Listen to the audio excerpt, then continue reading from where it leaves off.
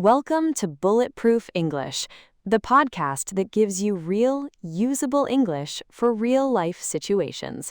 I'm Olivia.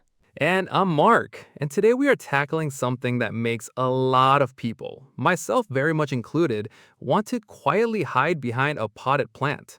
Networking events, specifically how to walk into one on your own, approach a complete stranger, and actually have a decent conversation. We've got 10 ready-to-use opening lines, a full example conversation, and a little quiz at the end to check your understanding. Whether you're learning English for work, for travel, or just because you want to feel more confident in social situations in a Western country, this episode is for you. So stick with us. Let's get into it. Section A. How to attend a networking event on your own. Okay, Mark, let's start with the big question. Why does networking even matter? Right. And this is something people don't always realize. Networking isn't just for extroverts, for people who love a crowd and thrive off meeting strangers. Mm-hmm. It matters just as much, maybe even more, if you're an introvert. Because an introvert at a networking event who has the right tools stand out. They're memorable. They make genuine connections. Totally. And in the Western professional world, whether that's the UK, the US, Australia, who you know genuinely opens doors. A job opportunity, a business partnership, a mentor. These things often come from a conversation at an event, not just from sending your CV online. 100%. And the key to all of it, the foundation, is something called small talk. Okay, so let's define that for our listeners, because it's a really important phrase. Small talk is casual, light conversation about everyday topics, things like the weather, where someone is from, what they do. It's not deep or serious, but here's the thing, it is incredibly important. It really is. Small talk is the doorway. It's how you go from stranger to person I actually want to talk to. And it's the cornerstone, that means the most important foundational part of building rapport. Yes, rapport. Let's unpack that word because it's one of those English words borrowed from French, and it's used a lot in professional contexts. Rapport, R-A-P-P-O-R-T, means that natural feeling of connection and trust between two people. When you're talking to someone and it just flows, that's rapport. And it matters everywhere. For example, on a sales call, you genuinely have about 7 seconds to make a first impression and start building that rapport. 7 seconds. Business meetings, job interviews, networking events. That warm, connected feeling is what makes a difference between a forgettable conversation and one that leads somewhere. 7 seconds? That's barely enough time to say your name. I know, which is why the way you open a conversation is so important. And we're going to give you the exact tools for that. But first, let's talk about the 4 steps to effective small talk, because these apply whether you're at a networking event, a work drinks, a dinner party, anywhere. Step 1, devices down. Put your phone away. I mean it, in your pocket, face down on the table, or in your bag. This is huge in Western culture. If you're standing at a networking event staring at your phone, you're sending a very clear message. I don't want to be approached. And honestly, the phone thing has become a bit of a social shield, right? You see someone standing there scrolling and you just assume they're busy or not interested. But if you're there with your head up, looking around, you look approachable, you look present, and that's magnetic. Exactly. Step 2, listen first. Now, this one sounds obvious, but it's actually a skill. Good conversation isn't a monologue. It's equal parts talking and listening. And when you're listening, use nonverbal cues. That means things like nodding, making eye contact, maybe leaning in slightly. Right. And one of my favorite tricks, give little recaps. So if someone says, I've been working in that company for 3 years, you can say, 3 years? Has it really been that long? It shows you're actually paying attention. It encourages them to keep talking. It's simple, but it works brilliantly. I love that technique. It's called echoing. You reflect back a key part of what someone said. It's a conversational superpower. Step 3 is one of the most important. Ask open-ended questions. Okay, so language lesson time, because this is really useful English grammar.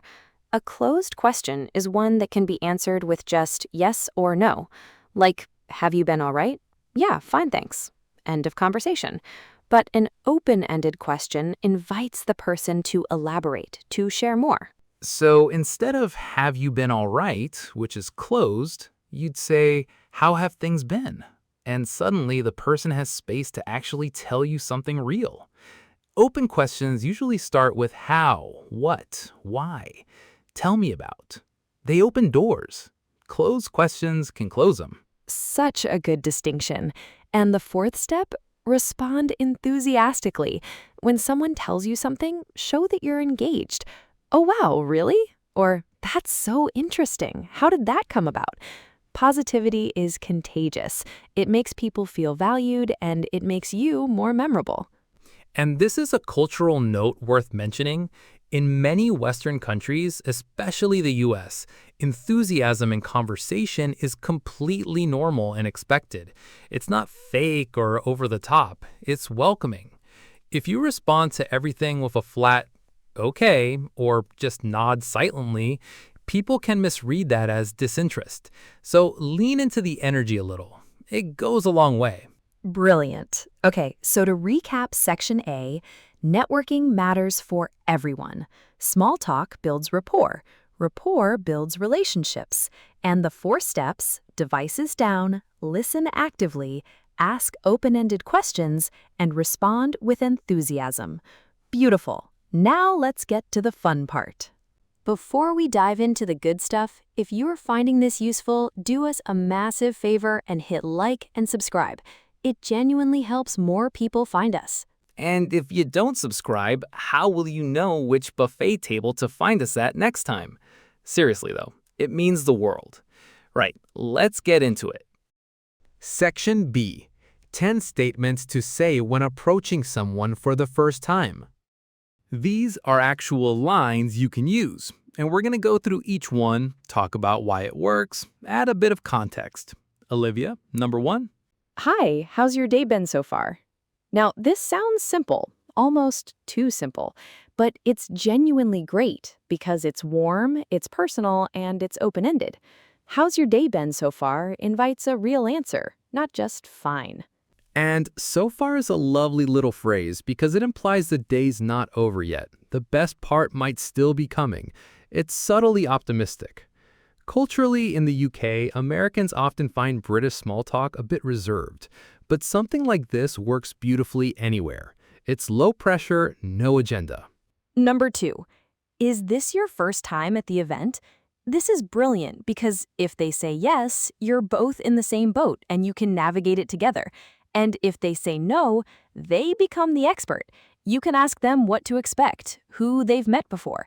It flips the power dynamic in a really nice way. And notice, that's actually a closed question, right? Yes or no.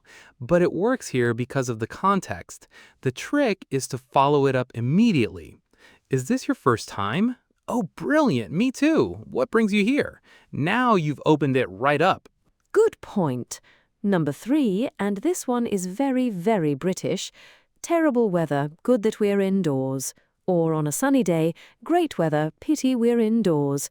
Now, if you're learning English and you've ever lived in the UK, you already know talking about the weather is basically the national sport.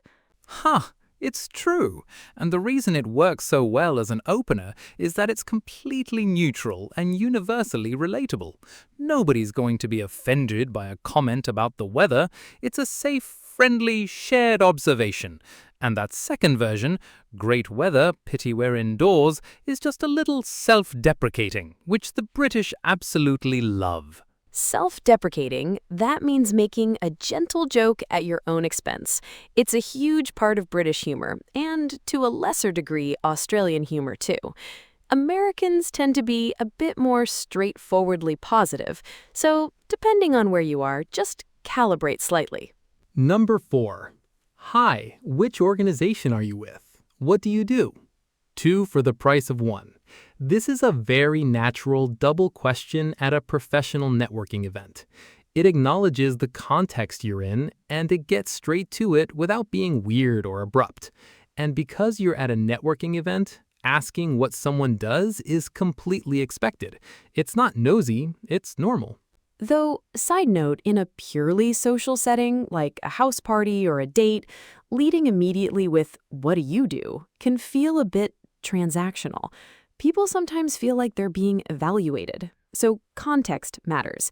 At a networking event, totally fine. At a dinner party, maybe warm up a bit first. Great cultural note. Okay, number 5. What a beautiful venue. Have you been here before? Now, this is nice because it's a compliment about the shared space, and everybody feels a little sense of ownership over a nice place. But the real magic is the follow-up. If they say, actually, yes, I have, boom, open question. Oh, really? What was the occasion? And you're off. Exactly. A compliment plus a question is a golden combo. It's warm, it's positive, and it gives the other person something to respond to. Number 6, oh, this one is my personal favorite. Go on then. As we're both at the buffet bar, I feel I should introduce myself, especially as I may end up fighting you over the sushi. Okay, so this one's got humor built right in. You're both standing at the food table as the reason for the introduction. It's charming, it's a little silly, and it immediately sets a light tone. And the buffet line is genuinely a great place to talk at events, by the way. You're both standing there doing the same thing with nowhere to urgently be. It's a natural conversation zone. And humor, when it's gentle and self-aware like this, is one of the fastest ways to build rapport. It instantly makes you likable. Number 7. These networking events sometimes feel a little crazy. Mind if I join you over here? This one is gold, especially for introverts. You're acknowledging the slightly overwhelming nature of the event, which most people secretly agree with, and you're asking permission to join someone, which is polite and respectful. Although, as we said in the notes, there is a small risk. If the other person is also a rocking introvert hiding in the corner, you might just end up with 2 people silently avoiding everyone together. Which, actually, you know what? That sounds like a solid friendship foundation to me. Honestly, yes. But no, the idea here is that you're meeting someone where they are emotionally. Saying, "This feels a little crazy," shows self-awareness and vulnerability, and people respond really well to that. It's relatable. Number 8, and this is one that keeps giving. Simply, what do you do? Short, direct, perfectly acceptable in a professional networking context. But the real value is in the follow-up questions, because that's where the conversation goes deep. Right. So once they've told you what they do, you've got these brilliant follow-ups. How did you get into that industry? People love talking about their origin story. It's personal, it's often interesting, and it tells you a lot about who they are. Then, how well do you think your background prepped you for what you actually do now? That one is a bit more thoughtful. It invites reflection. It's not a question people get asked very often, so it stands out. And it makes them think, which means they stay engaged in the conversation longer. What would you say is the most rewarding or the most challenging part of your job? That's such a rich question. Most people have a genuine answer to that one, and it shows you're actually curious about them as a person, not just collecting a business card. All of those follow-ups, by the way, open questions. Every single one. Notice how they all start with how or what? That's intentional. You're always giving the other person room to speak. Okay, and before we move on, we promised you an action step, so here it is. Before your next event, before you even walk through the door, write down 1 closed question and 2 open questions on your phone or a piece of paper. Just glance at them before you go in. Keep them in your back pocket, metaphorically speaking. Here's the thing, you probably won't even need them after that first glance. But just knowing they're there, that you've prepared, gives you a quiet confidence. It's like a safety net. You might never use it, but it changes how you walk the tightrope. Love that. Okay, Section C, the example conversation. Hi, I'm Janie. Hi, I'm Sam. Hi there. As we're both hovering near the drinks table, I feel like I should introduce myself. I'm Jamie. Huh, fair enough. I'm Sam. Good call. I was just about to grab a glass and look busy. Same strategy I had. Clearly, we're both terrible at this. Is this your first time at this event? It is, yeah. You? First time for me, too. What a venue, though. Have you had a chance to look around? I haven't yet, no. I literally just walked in. It's beautiful, though, isn't it? So, which organization are you with? I work in marketing at a mid-sized tech firm. We mostly do B2B software. What about you? What do you do? I'm a UX designer. I work freelance now, but I spent years in-house at an agency. Oh, that's really interesting. How did you get into UX design? Was that always the plan? Honestly, not at all. I studied graphic design and sort of fell into UX because a client kept asking for things I didn't have a framework for. I had to learn on the job. That's really fascinating. Learn on the job. So how well do you think the graphic design background actually prepped you for what you do now? More than I realized at the time, actually. The visual thinking, the typography, understanding hierarchy, it all feeds in. But the user empathy side, that I had to build completely from scratch. That's a great phrase. What would you say is the most rewarding part of it now that you've got it down? Honestly, when something I've designed makes a confused person suddenly go, oh, that makes sense, that moment of clarity, it never gets old. That's a brilliant answer. Okay, end of scene. Back to being Olivia and Marc. Marc, let's debrief that. Right, so let's count what Jamie did well in that conversation. First, Jamie used a drinks table as a natural icebreaker. That's line 6 from our list, using shared context. Immediately made it light and a little funny. Then I asked, is this your first time? A closed question, but I followed it straight up with a comment about the venue, keeping things moving. Then when Sam said they were a UX designer, I didn't just say, oh, cool, and move on. I asked an open question. How did you get into that? And then you did that echoing technique. You repeated the phrase, learn on the job, back to me, which showed you were genuinely listening. Then you went deeper with, how well did your background prep you, and what's the most rewarding part? Both open, both thoughtful. And neither of us looked at our phones once. Devices fully down. The whole conversation felt natural and genuinely warm. And that's the goal. Not impressive, not showy, just real. That's what rapport feels like. Perfectly said. Okay, final section. Section D. Check your understanding quiz. Olivia, do the honors. Let's go. Okay, listeners, no pressure. Just think about these as you hear them. Question 1. What does the word rapport mean? Is it A, a type of formal business presentation, B, a natural feeling of connection and trust between people, or C, a French pastry? The answer is B, a natural feeling of connection and trust.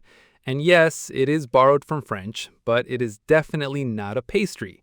Although I now want a croissant. Question 2. This is a language one. Which of these is an open-ended question? A, have you been to this event before? B, did you enjoy it? Or C, what brought you to this event today? It's C. What brought you to this event today? Because it starts with what and invites a full, detailed answer. Options A and B are both closed, yes or no answers. Remember, how, what, why, tell me about, those are your open question starters. Question 3. Comprehension. In the example conversation, what technique did Jamie use when she said, learn on the job, back to Sam? What is this technique called? That's echoing, reflecting back a key phrase the other person just used. It shows you're listening. It makes the speaker feel heard, and it encourages them to keep talking. Simple technique, but genuinely huge impact. Question 4. Culture check. In which social setting would it be less appropriate to immediately ask someone, "What do you do?" as your very first question? Is it A, a professional networking event, B, a job interview, or C, a casual dinner party? The answer is C, a casual dinner party. At a networking event or a job interview, it's completely expected. But at a social gathering, leading with "what do you do?" can feel a bit transactional, like you're sizing someone up. In those settings, warm up first. A bit of small talk, a bit of rapport, and then you can get into the professional stuff. And our final question, question 5, is an open one, just for you to think about. What is one open-ended question you could use to follow up after someone tells you what they do for work? There are lots of right answers, but think about whether it starts with how, what, or why. Some great options would be, how did you get into that? Or what do you find most challenging about it? Or what does a typical day look like for you? All brilliant. If you thought of something like that, you've absolutely nailed it. And that is a wrap on today's episode of Bulletproof English. We covered so much: why networking matters, what rapport is, and why it's built on small talk, 4 steps for effective conversation, 10 real opening lines you can use tonight if you wanted to, a full example conversation, and a quiz. Not bad for one episode. If you're shadowing this episode, which means listening and repeating along with us, go back and re-listen to Section C in particular. Shadow both Jamie and Sam. The more you practice those lines out loud, the more natural they'll feel when you actually need them. Language learning is a confidence game as much as it's a knowledge game. You know more than you think you do. You just need the tools and the practice to let it out. And that's exactly what we're here for. We'll be back next week with another episode. Until then, keep practicing, keep showing up, and remember, the only bad networking conversation is the one you didn't have. I'm Mark. And I'm Olivia. See you next time on Bulletproof English.